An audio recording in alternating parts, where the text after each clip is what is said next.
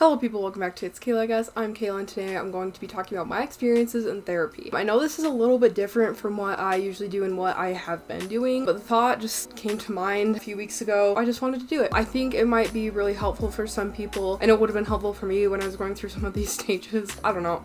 I wanted to. I felt like I should, so here we are. I also want to give a shout out to the sweater I'm wearing. Not sponsored, but it says Mental Health Matters, and it's by the Hey You Project. They have a bunch of crew necks and hoodies and t-shirts like this. They're also very comfortable, and you get free express shipping on your first order. 15% of profits are also donated to suicide prevention. Not sponsored, I'm not big enough for that, but I just really like this brand. I like what they support, and as I'm talking about therapy, I just thought it'd be neat to point out. So I will link the website below, but yeah, go check them out if you're wanting a new something to support. First off, I just want to get it out of the way that there's nothing wrong with going to therapy. In fact, if you have the resources, I 100% encourage it. I grew up just thinking, oh, I can't go to therapy because if I find out, like if I have to leave the house randomly and I'm like, oh, it's a doctor's appointment like every single week, and then my siblings and my friends are gonna be like, well, what the frick, And now I'm a lot more open about it. I mean, obviously I'm making this video. Just for years, I was like so embarrassed to let anybody know that I was going to therapy, and now I'm really open about it. I'm like, yeah, bro, I'm in therapy, and guess what? It really helps, so you go to therapy too. I don't know, I was just like, oh, well, if people find out, then they're gonna think that something's like really wrong with me. And yes, there are always going to be those people who judge you, but like they're stupid, and the majority of the time people won't care. Or people will care, but they'll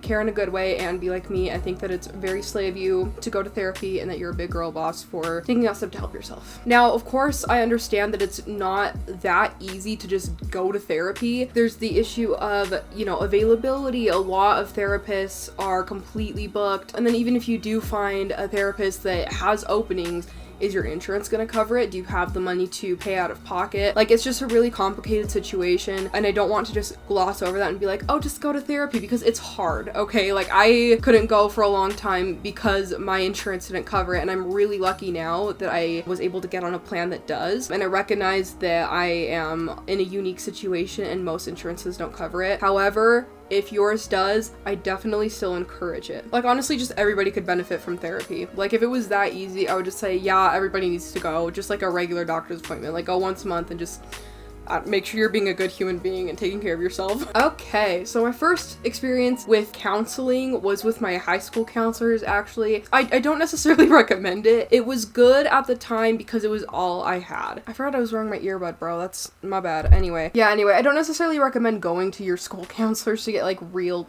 counseling, because they're not necessarily there for counseling. They're there to help you through crises when they come up sometimes, and also to like make sure that you can graduate and stuff. Most of them aren't licensed to be a therapist. Like, they couldn't go somewhere else and apply to be a therapist there, My friends just kind of forced me to go because they could see that I was not in a great place, and I started going there like once, maybe a couple times a week. It was just for like 30 minutes. She just pulled me out of class and kind of helped me understand how the brain works. She did say, like, if I had the resources and the opportunity to, I would love to pull you aside, have a designated time every week where you could come in and just talk, and we'll like work through some things, but it was just not practical. She had a lot of other students to be with too. So that was freshman year. Then I got a new counselor for sophomore year who was over that class, and he seemed like he was going to be really good, just like helping me see things more logically, and then also explaining how the brain works a little bit and like some of the chemicals and hormones and stuff. And I think that would have been really helpful, but COVID.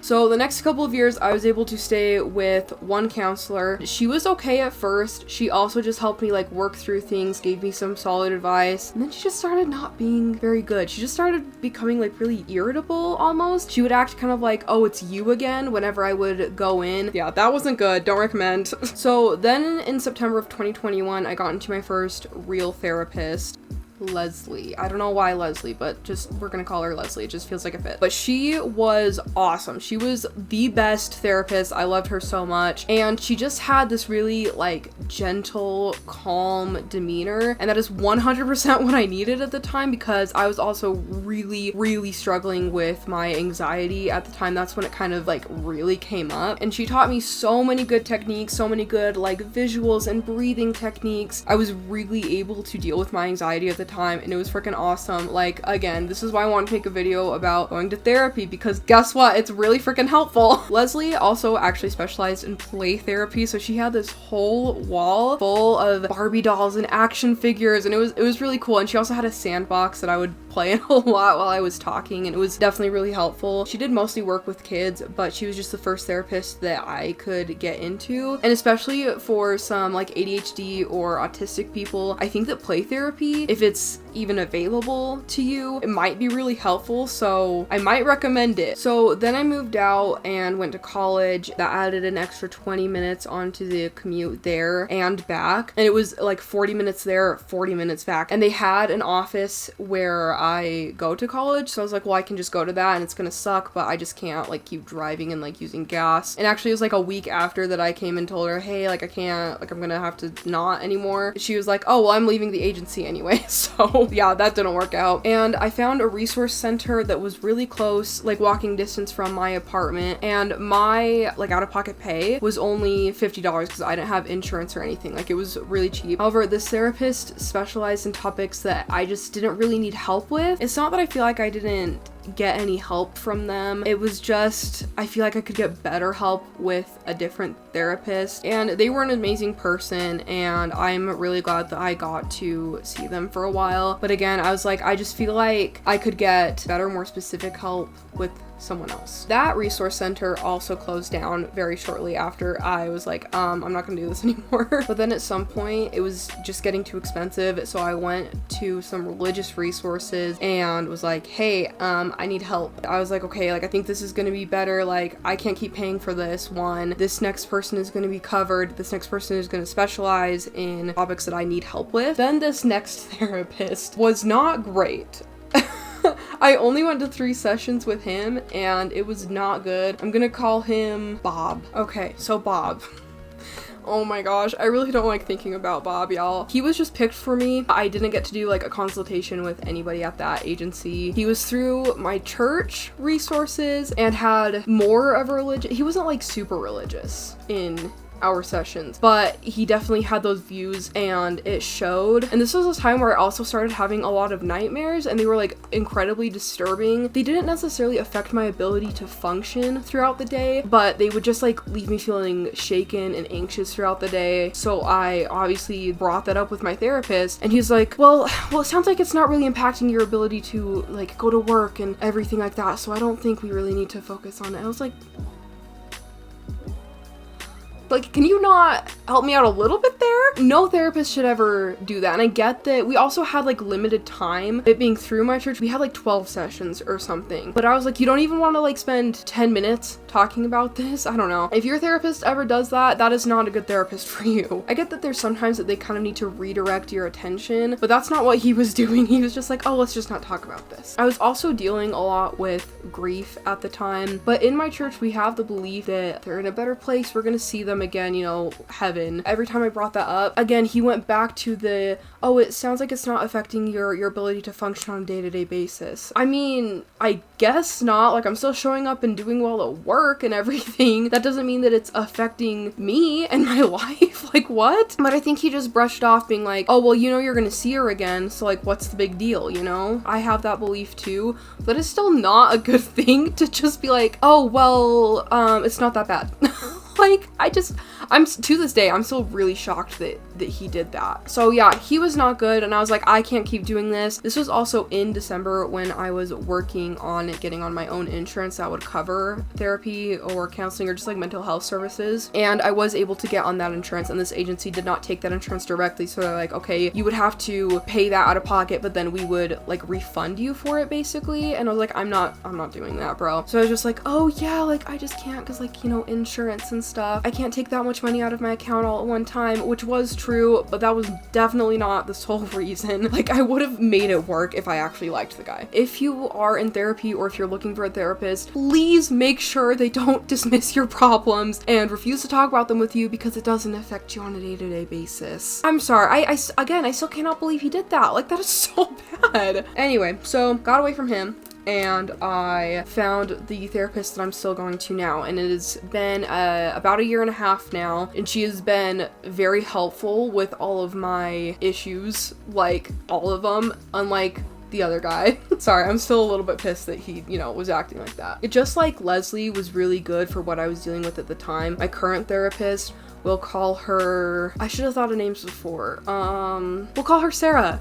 Sarah, okay. Anyways, my current therapist, just like Leslie was really good for me, Sarah has been really good for me because she has a knowledge enough of my religion and my beliefs, but she doesn't believe in that herself. And so she has been awesome about helping me see things more logically through an outside perspective, and also actually helping me work through my grief without being like, oh, we're gonna see her again, because she knows that I believe that, but she knows it doesn't make that any easier in this mortal life, So she is definitely the kind of therapist that I need right now. And the other thing that I want to say is it's totally okay if you like vibe with your therapist for the first several months and you're like, I don't know if this is what I need anymore. Usually agencies are really good about helping you to change your therapist if there are openings. She really has been like covering it all. I'm getting like breathing techniques, I'm getting resources. She'll print out packets for me, gone back and like explored other things from my childhood and everything,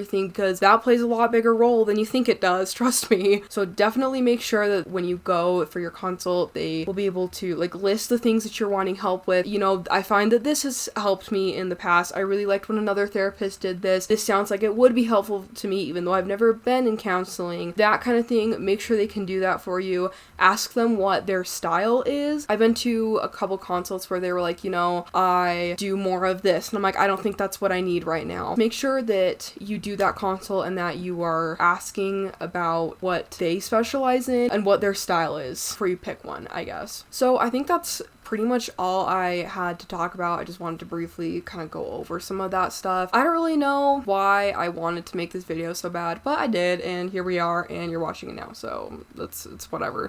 Clearly y'all were somewhat interested if you clicked on it. So again, no shame at all in going to therapy for long too. Like, I have been in therapy now for almost 3 years, and I've heard a lot of people say, oh, well, you shouldn't need to be in therapy for that long. It should be a temporary thing. Sometimes it's not. Like in my case, sometimes it's not, and that is okay. As long as you're like getting stuff done, I guess. Sometimes it's good to just go and just talk and vent, and other times it's like, okay, well, I actually really need to make sure that I bring this up, talk through this, just make sure that you're utilizing the resources that you have. There's no shame in going for years. Again, I really want to emphasize this here. There's no shame in going to therapy. Most of y'all could use it. I don't necessarily mean that in a bad way, but most of you guys could use it. It's just a great way to get resources and understand how you work and what you need and what your brain needs to reset and how you need to think through things. It's just a great resource, okay? If you can afford it, if you have the resources to go, just go. It's okay. There is nothing wrong with going. But yeah, I just wanted to do a video about this because I think it's important, especially with times like these, like the way, with everything going on in the world. There's been a lot happening. Okay, that's gonna be it for today's video. If you like the video, please like it, please comment, let me know what you want to see more of, let me know what you thought, let me know if this was helpful to you at all, let me know if you have any questions about it, and please subscribe. Thank you guys for all the support I've been getting on my last couple of videos. It means so much to me. It's so exciting to see that other people are also loving the things that I do. So yeah, I really appreciate it. But that's gonna be it for me today. Stay safe and stay healthy, and I will see you guys in the next video. Bye.